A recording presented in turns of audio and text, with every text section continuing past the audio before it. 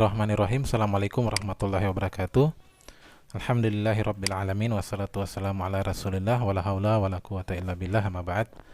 Alhamdulillahirabbil alamin. Puji syukur kepada Allah Subhanahu wa taala. Alhamdulillah pada kesempatan pagi hari ini kita kembali dapat melanjutkan materi kita, dapat melanjutkan pembelajaran kita di metode penelitian administrasi, dan tidak terasa ini sudah di bagian akhir untuk proposal penelitian. Saudara sekalian, di bagian berikutnya yang akan saya jelaskan di metode penelitian ini adalah ada 3 hal. Yang pertama, metode pengumpulan data, analisis data, definisi operasional, indikator, dan pengukuran variabel penelitian. Untuk analisis data, ini secara umum saya akan jelaskan saja. Kemudian nanti secara lebih spesifik sebetulnya itu akan saya sampaikannya apa yang harus Anda lakukan supaya Anda bisa mudah mempelajari analisis data kalau dia kuantitatif. Kemudian definisi operasional, indikator, dan pengukuran variabel penelitian. Apa yang Anda akan tulis di dalam proposal nanti untuk bagian ini. Jadi ini yang akan saya terangkan adalah bagaimana nanti ketika Anda menulis di bagian proposalnya. Namun secara teknis ketika analisis data Anda bisa belajar di berbagai macam ya. Nanti akan saya tunjukkan sebentar apa yang Anda harus lakukan agar supaya Anda bisa lancar, mudah dalam analisis data penelitian. Baik. Lanjut, kita akan bahas tentang bagaimana metode pengumpulan data terlebih dahulu.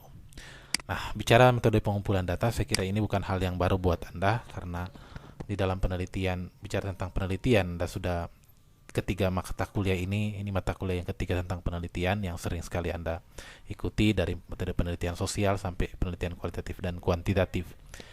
Bicara tentang metode penelitian, metode pengumpulan data, di bagian D proposal itu Anda akan tulis metode pengumpulan data.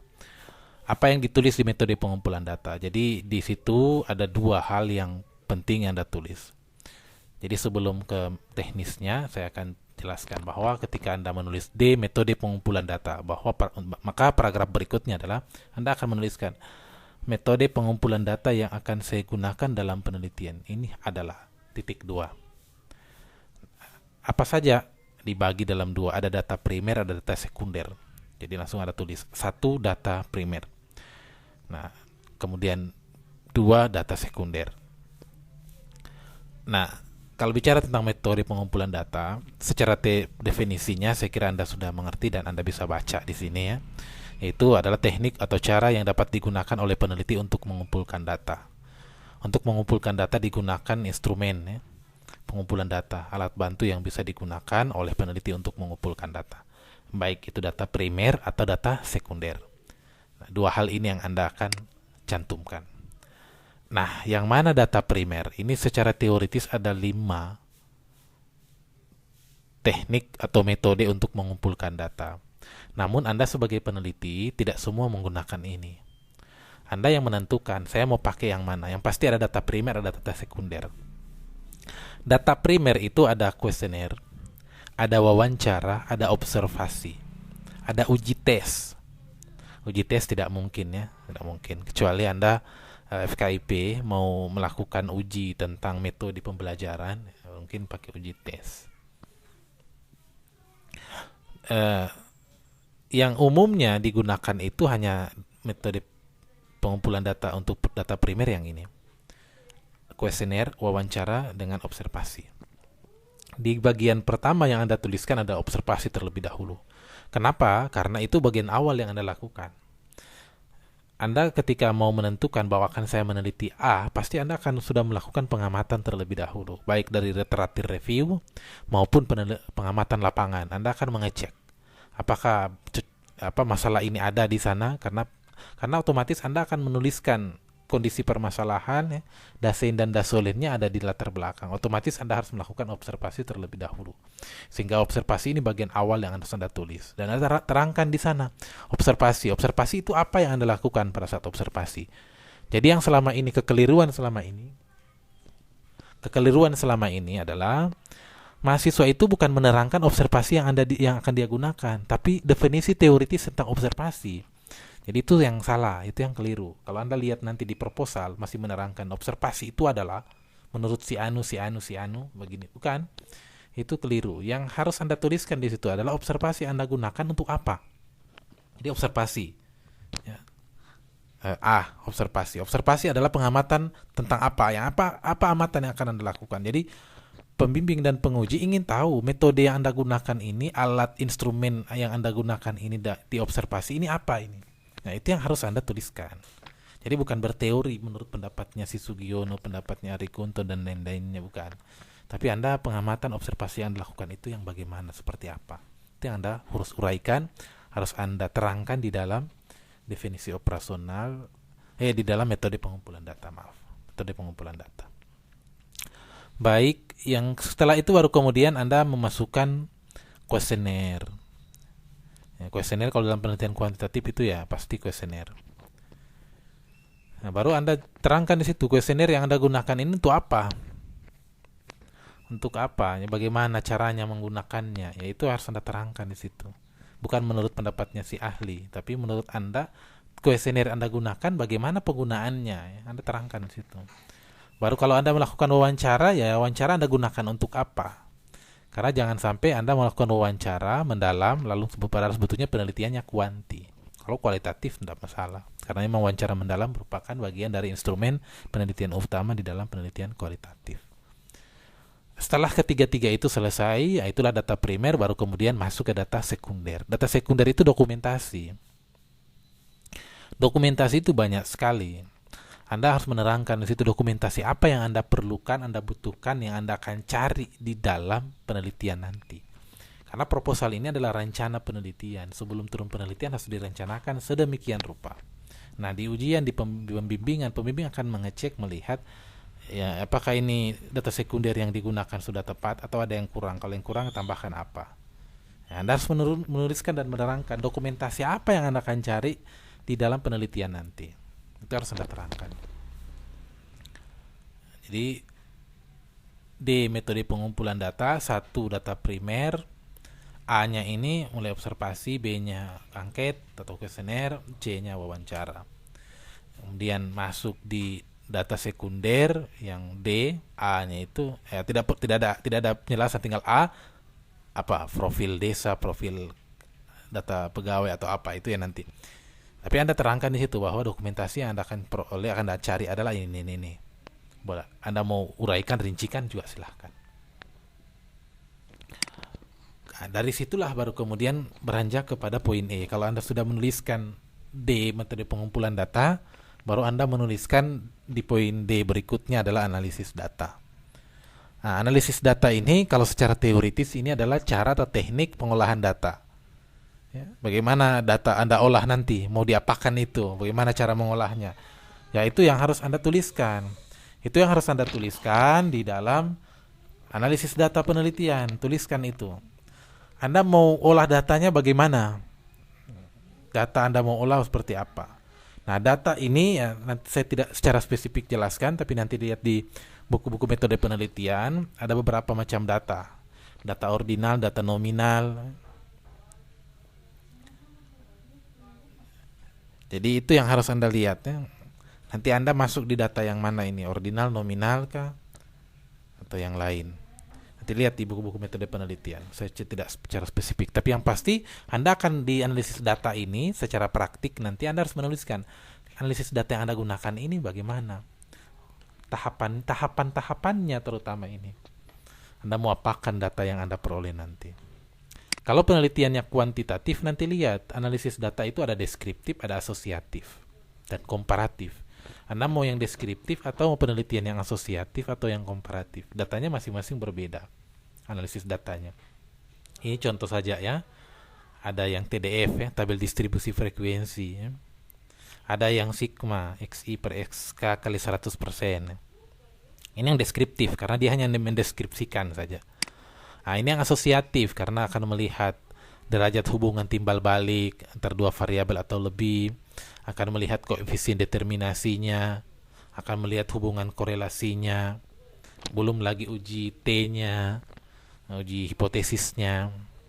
Nah, sekarang ini sudah dimudahkan bagi Anda peneliti, kalau apabila misalnya Anda mau meneliti kuantitatif, Anda tidak perlu ahli di rumus-merumus ini. Kenapa? Karena sudah ada softwarenya. Minimal Anda kuasai Excel lah, minimal sekali. Tapi kalau mau suka bagus, SPSS. Pak, saya tidak tahu SPSS, belajar. Dari mana? Bisa lewat YouTube. Banyak tutorialnya. Kemudian bisa cari teman-teman yang bisa SPSS. Insya Allah nanti akan saya buat BIMTEK SPSS nanti buat teman-teman yang berminat, supaya tidak sulit insya Allah nanti. Jadi nanti kita akan belajar membuat analisis data menggunakan SPSS supaya memudahkan Anda nanti di dalam mengolah data. Jadi tidak lagi hitung manual pakai kalkulator atau pakai misalnya karena mentang-mentang pakai rumus misalnya yang ini, lalu Anda mau menghitung pakai rumus manual kayak begini. Itu tidak, sekarang ini tidak lagi. Rumusnya memang harus ada, tapi di dalam program sudah dicantumkan. Di situ tinggal Anda main klik-klik saja, dihitung sendiri sama softwarenya. Jadi SPSS yang hitung sendiri. Sekarang misalnya ada analisis jalur, ada SEM, macam-macam. Begitu banyak. Tapi yang pasti minimal Anda tahu SPSS itu sudah luar biasa. Memudahkan nanti dalam analisis data. Yang Anda tuliskan nanti dalam analisis data adalah ketika Anda misalnya menggunakan SPSS, cukup saja bahwa tahapannya mulai dari editing, dari tahap pertama ya, menghalus data, mengumpulkan, ada beberapa tahapan itu yang bisa Anda lakukan. Atau misalnya langsung saja Anda langsung menuliskan bahwa data ini, analisis data dalam penelitian ini menggunakan SPSS berapa. Sekarang SPSS 26, 24 juga boleh, 22 juga boleh, tidak apa-apa. Hanya ada pembaharuan karena ada beberapa penyempurnaan. Sekarang yang terbaru 26. Kita sudah tuliskan analisis data yang digunakan dalam penelitian ini diolah menggunakan SPSS. Sudah selesai. Jadi itu sepanjang-panjang.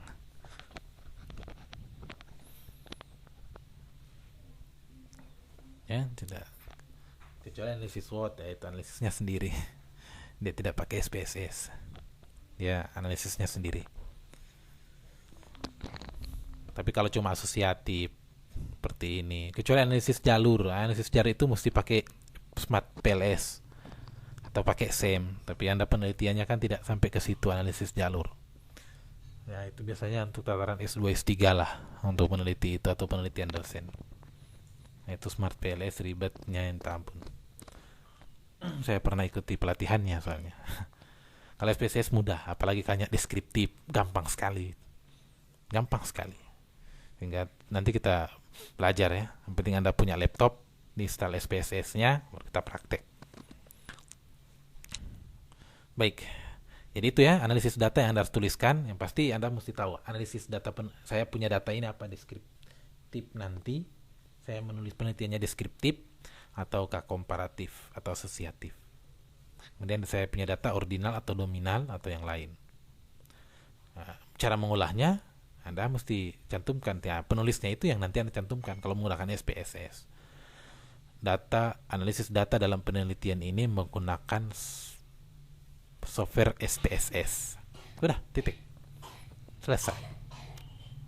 Ya, nanti diolah oleh SPSS. Rumusnya sudah ada di SPSS semua. Anda tinggal klik-klik saja. Tidak perlu lagi menghitung kayak manual, tidak perlu. Anda cukup mengklik. Datanya cukup Anda input, diketik di Excel, kemudian masukkan ke SPSS. Sudah. Buka analisis, langsung dihitung sendiri. Ya. Saya punya contoh ya, singkat saja untuk contoh sebentar saja. Mana ya? Nah, kayak begini nanti. Kalau Anda melakukan analisis SPSS, ini yang korelasi ganda, sudah ada SPSS-nya. Jadi nanti data-datanya kayak begini. Anda tidak perlu menghitung manual. Olah data. Contoh saja ini ya.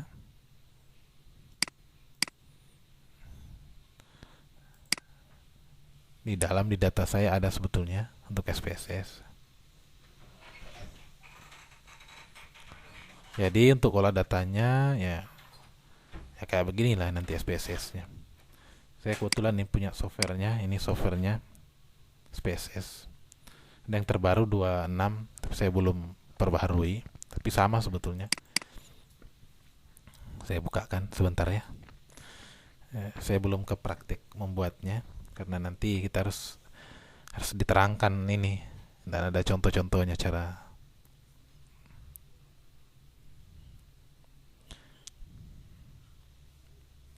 Mesti BIMTEK sendiri. Tapi yang pasti itu kalau Anda nanti tertarik untuk analisis data kuantitatif, saya sarankan gunakan SPSS. Nah, ini contoh-contoh saja kalau melakukan analisisnya. Jadi kalau Anda sudah melakukan analisis, ini data numerik. Nanti kita akan belajar. Jadi kalau analisis tinggal ini. Ini deskriptif.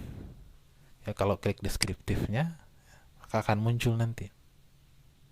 Tapi ini belum data olahannya, jadi tidak perlu.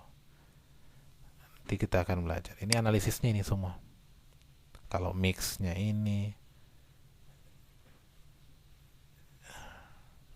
univariat, multivariat, semua ada di sini nih. Uji ANOVA ada.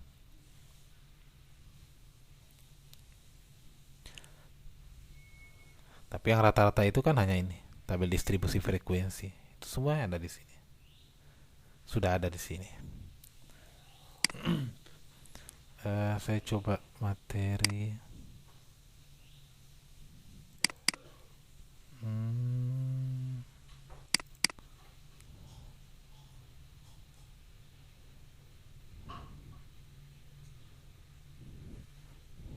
Ini kalau SPSS begini. Ya, nanti bentuknya dalam kayak begini kita membuat belajarnya. Saya hanya contohkan saja ini untuk Anda melihat.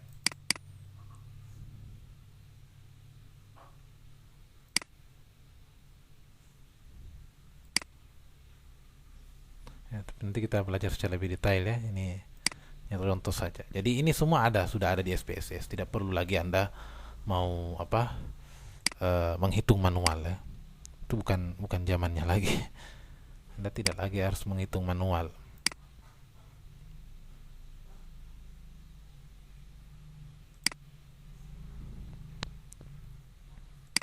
Nanti kita belajar ya secara lebih detail. Ini contoh saja ya buat Anda bahwa ada alat analisis ya yang digunakan sekarang tanpa harus menghitung manual, namanya SPSS. Jadi itu yang harus Anda pelajari kalau Anda memang konsen kuantitatif. Kalau konsennya kualitatif ya sudah ada di metode penelitian kualitatif kuantitatif, saya jelaskan ada 3 itu, Spreadly, model Miles dan Huberman, atau perbandingan tetap. Berikutnya ketika sudah menulis analisis data, Anda silakan tulis di bagian terakhir itu C, D, E, D, E, F. Yang ini F, definisi operasional indikator dan pengukuran variabel penelitian. Jadi Anda sudah harus menuliskan di situ definisi operasional, indikator dan pengukuran variabel penelitian di bagian F-nya. Nah, definisi operasional kalau secara teoritis di sini dikatakan bahwa perumusan pendefinisian variabel ke dalam bentuk indikator-indikator yang teramati. Jadi sifatnya bukan menjelaskan istilah demi istilah atau kata per kata yang terdapat dalam judul. Jadi judul Anda misalnya kinerja pegawai pada kantor A. Jadi Anda bukan menjelaskan lagi kinerja itu apa, pegawai itu apa, tapi mendefinisikan variabel penelitian. Nah, variabel penelitian siapa yang definisikan? Anda sendiri. Anda sendiri yang memberikan pengertian tentang definisi operasional penelitian Anda. Anda sendiri. Nah, supaya apa? Supaya orang mengerti variabel yang Anda teliti kan ini apa. Karena Anda akan jelaskan di situ, yang menjadi definisi operasional tentang kinerja pegawai pada kantor A adalah yang Anda maksudkan adalah apa. Jadi Anda yang mendefinisikan, ya, bukan menurut para ahli, tapi Anda yang akan mendefinisikan. Kenapa? Karena dalam satu judul penelitian, definisi operasionalnya bisa berbeda-beda. Dalam satu variabel penelitian tergantung penelitiannya sejauh mana dia akan mencoba melakukan penelitian dan pengamatan. Di sinilah letak pembeda antara satu penelitian dengan penelitian yang lain, walaupun sama judulnya, tapi isinya beda. Kenapa? Karena dia berbeda, penelitiannya berbeda, tempatnya berbeda, hal yang akan diamati berbeda. sehingga dia sendiri yang akan mendefinisikan. Setelah definisikan variabel penelitian, baru masuk ke dalam sub-sub variabel penelitian. Apa sih sub-sub variabel penelitian? Contoh saja ya, Anda tuliskan definisi operasional indikator dan pengukuran variabel penelitian. Langsung paragraf pertama. Kinerja pegawai pada kantor X adalah, atau yaitu adalah apa yang Anda maksudkan. Bla bla bla bla, jelaskan, kemudian titik. Dengan subvariabel penelitian sebagai berikut. 1. Apa? Tuliskan di situ. Baru jelaskan. Adalah apa itu? Subvariabel itu apa? Jelaskan. Kemudian bla bla bla, setelah penjelasan, titik dengan indikator sebagai berikut. Titik 2 ya. Tuliskan indikatornya di bawah. Begitu juga ada seterusnya, subvariabel kedua jelas, sebutkan, baru jelaskan subvariabelnya itu apa, baru kemudian adapun indikatornya sebagai berikut. 2. Dan seterusnya ke bawah. Nah, terakhir baru kemudian tentukan apa sih pengukuran variabel penelitiannya. Apa sih pengukuran variabel penelitiannya? Karena habis definisi operasional Anda tentukan indikator, sudah, kemudian pengukuran variabelnya apa? Anda mau ukur pakai apa? Anda mesti lihat di sana ada skala-skala pengukuran variabel penelitian. Ada Likert, ada Goodman, ada Thurston, ada rating scale. Anda mau pakai yang mana? Anda mesti tahu. Jadi harus ada 5 kalau tidak salah, ya. Skala-skala pengukuran variabel penelitian. Kenapa? Karena di sanalah nanti dilihat ya, dijadikan sebagai dasar untuk instrumennya. Jangan sampai skala Likert mengukur persepsi sikap, pakai sangat setuju dan seterusnya, lalu tiba-tiba pilihan gandanya Goodman. Ya tidak, benar salah dan segala macam, ya keliru. Jadi Anda harus lihat contoh-contoh ya di metode penelitian Sugiono baik yang atau yang lain, skala-skala pengukuran variabel penelitian. Ada Likert, Goodman, dan lain-lainnya. Anda lihat itu. Kemudian Anda mau pakai yang mana? Baru Anda tulis itu pengukuran variabelnya menggunakan apa, skala apa. Nah, baru kemudian di bawah itu untuk melakukan penilaian apa yang menentukan untuk bahwa dikatakan itu sangat baik pengukuran variabelnya, atau mungkin pernah, atau ya Anda yang nanti menentukan itu bagaimana ya, pakai apa, gradasinya apa, intervalnya apa, dan segala macam. Itu nanti Anda yang menentukan. Lihat contoh-contoh skripsi saja ya.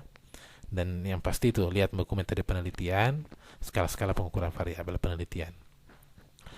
Selesai dari definisi operasional indikator dan pengukuran variabel, proposal di bab-babnya itu selesai. Bab 1, bab 2, bab 3 selesai. Jadi ini proposal sudah selesai ini kalau sampai di sini.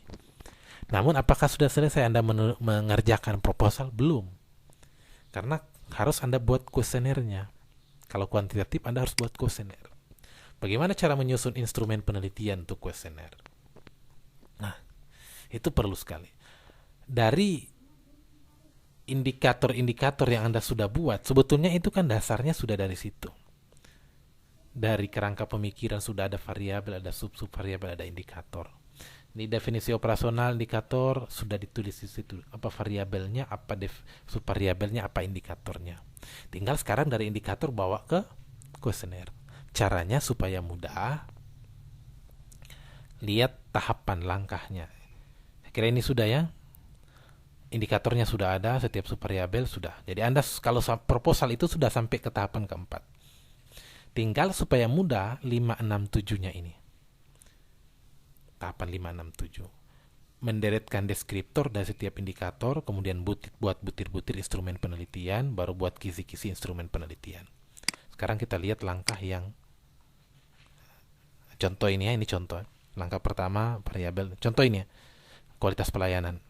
Ini variabelnya. Langkah kedua definisi operasionalnya, ini didefinisikan.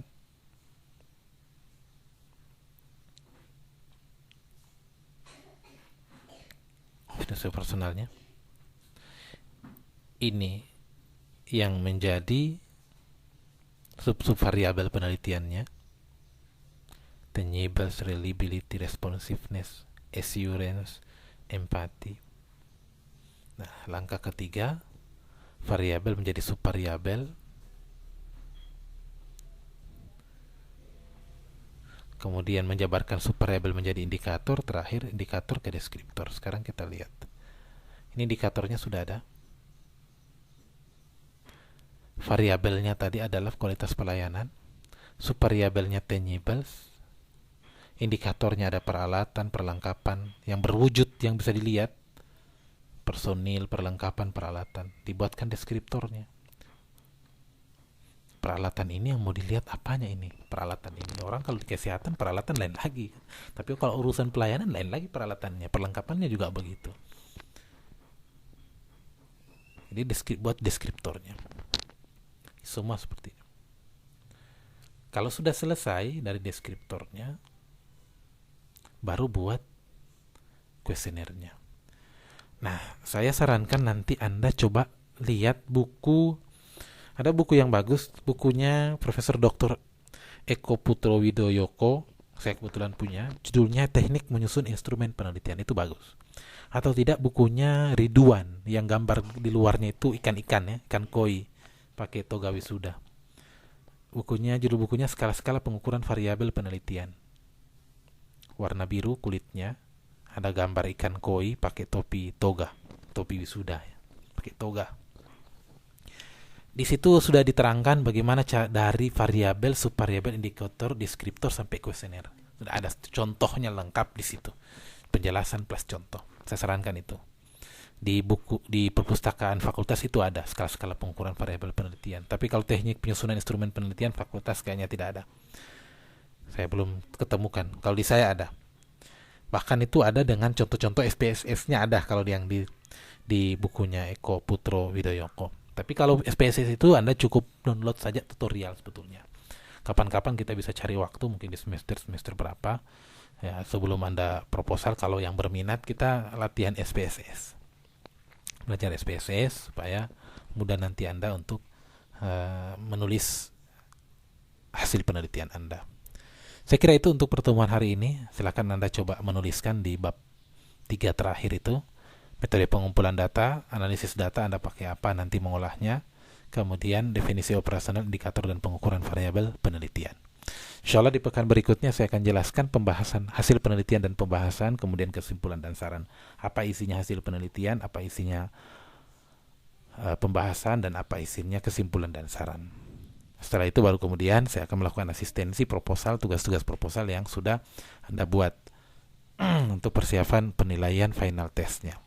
Saya kira itu yang dapat saya sampaikan. Mohon maaf apabila ada salah kata. Bisa nanti bertanya melalui grup apabila ada hal yang belum dipahami, baik yang di bab-bab sebelumnya maupun bab-bab yang sekarang. Bab 1, bab 2, bab 3, sekarang bab 3 ya. Silahkan nanti ditanyakan. Saya kira itu, terima kasih. Assalamualaikum warahmatullahi wabarakatuh.